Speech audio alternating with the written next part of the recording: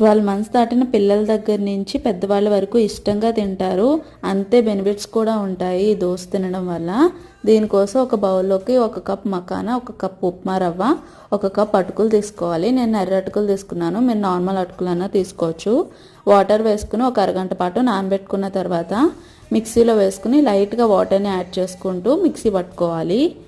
మరీ దోసపిండిలా పలుచగా కాకుండా నార్మల్గా మిక్సీ పట్టుకుని ఒక బౌల్లోకి యాడ్ చేసుకోవాలి. ఇప్పుడు ఇందులోకి ఉల్లిపాయలు, పచ్చిమిరపకాయలు, క్యారెట్ తురుము, ఉప్పు యాడ్ చేసుకుని మిక్స్ చేసుకోవాలి. మీరు పిల్లలకి ఇవ్వాలంటే పచ్చిమిరపకాయలు స్కిప్ చేయొచ్చు. 9 మంత్స్ ప్లస్ పిల్లలకి కూడా ఇది ఇవ్వచ్చు. అప్పుడు మీరు సాల్ట్ అనేది స్కిప్ చేయాలి.